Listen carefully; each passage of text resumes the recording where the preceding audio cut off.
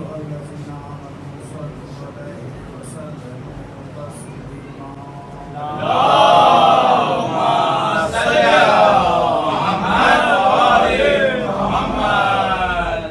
بسم الله الرحمن الرحيم الحمد لله رب العالمين الصلاة والسلام على سيدنا وشفيعنا ونبينا قلوبنا أبي القاسم محمد اللهم صل على محمد وآل محمد.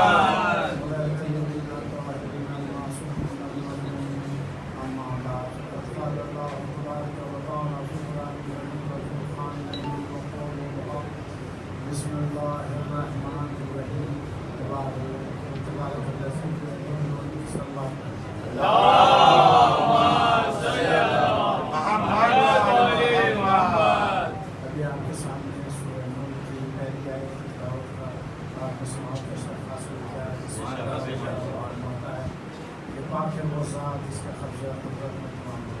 اس لیے میں ظاہر ہے کہ حضرت کے رسول ذات بس جو سکتی ہیں وہ اس کو ملوز خاطر رکھتے ہوئے ایک بار ضرور کریں. اللهم صل على محمد وآل محمد.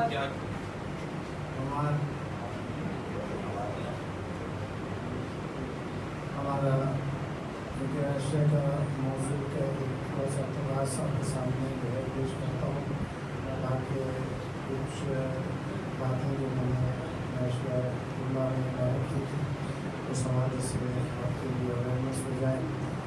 سب سے پہلی چیز جو جاننے والی ہے وہ یہ ہے کہ ایمان کے کچھ درجات ہوتے ہیں جیسے آپ اپنے مجالس میں علماء سے ذاکر سے سنتے آئے ہیں. اور رسول اللہ نے کہا ایک صحابی کے بارے میں سلمان فارسی کے بارے میں کہ یہ 10 درجے پہ ہیں. ابو ذر کے بارے میں یہ کہا کہ یہ 9 درجے پہ ہیں. عمار کے بارے میں کہا کہ اب سوال یہ پیدا ہوتا ہے کہ ہم کس درجے پہ ہیں. ایک چیز اسلام تحسیس کی ہے وہ یہ ہے کہ ہم کس درجے پر ہیں. کیونکہ جب کلاس روم میں انسان کسی بھی اسکول میں داخلہ لیتا ہے اور اس کو کلاس اسٹیجز کا پتہ ہوتا ہے کہ 1 سے 10 تک جس کلاس کا وہ طالب علم ہوتا ہے اس روم کے اندر وہ جاتا ہے اور جا کر معلوم ہو جاتا ہے یہ 2ری کلاس کا ہے یہ 3ری کا ہے یہ 8ویں کا ہے یہ 10ویں کلاس کا طالب علم ہے. لیکن ظاہر ہے کہ ہم جس درسگاہ میں بیٹھے ہیں اس درسگاہ میں روم تو ایک ہی روم ہے اور اس کے اندر سب تمام لوگ بیٹھے ہیں. درسگاہ ہے یہ وہ اعلیٰ مقام درسگاہ ہے جس میں اہل بیت کا مطلب فضائل اور مسائل بیان کیے جاتے ہیں اور ہمیں اس سے کیا حاصل ہوا. سچے امام جعفر صادق علیہ السلام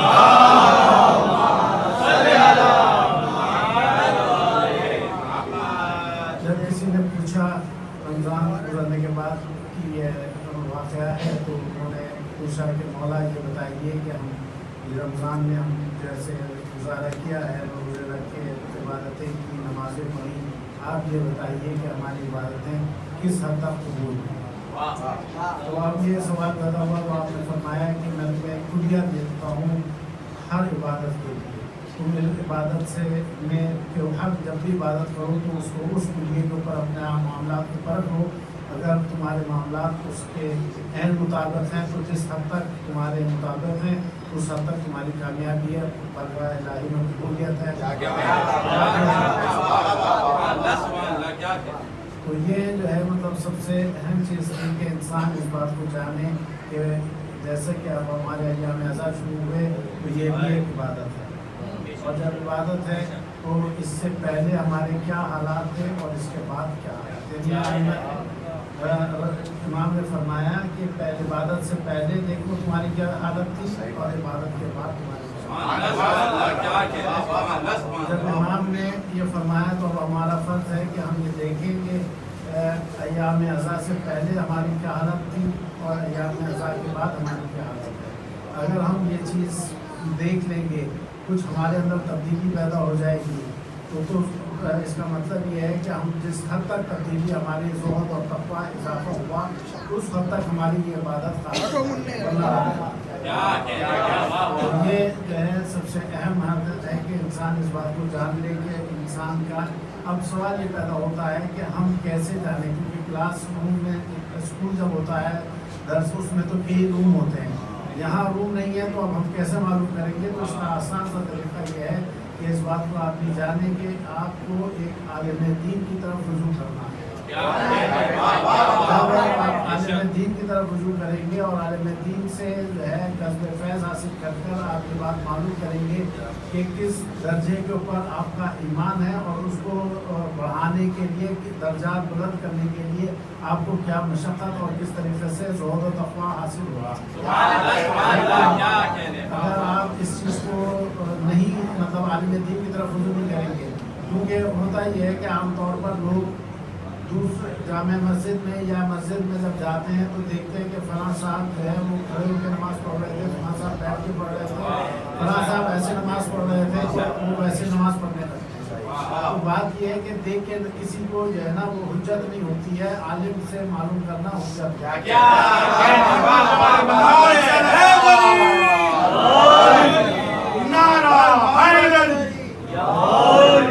तो आलिम से मालूम करना, आलिम से जो है कंसर्न करना, आलिम के पास जाना और उससे इल्म हासिल करना ये ज़रूरी है। अगर आप आलिम के पास नहीं जाएंगे, क्योंकि जो आपने नमाज सीखी, जो आपने रोज़ा सीखा, जो आपने दीन सीखा है, वो या तो अपने दादा दादी या नाना नानी या वालिदैन से सीखा है, बुजुर्गों से, अपने घर वालों से जो है सीखा है, और उन्होंने किससे सीखा, उन्होंने भी ऐसे ही सीखा। लेकिन कोई ऑथेंटिक आदमी के पास वो लोग भी नहीं गए, आप भी नहीं गए। दीन का मामलात में आपको सही चीज़, आपके अपना क्या मर्तबा है, आप दीन के किस तबके में हैं, आपको पता नहीं है। ये ज़रूर है कि आदमी मालूम करे, ये जाने के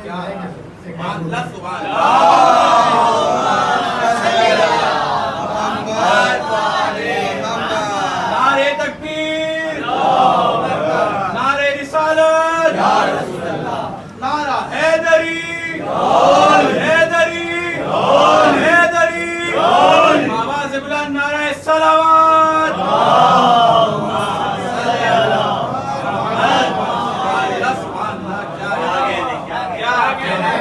साथ ही साथ ये गुफ्तगू की जा सकती थी, क्योंकि वक्त ख़त्म हो गया और ज़ाहिर है कि मसाइल की तरफ आते हैं और जनाब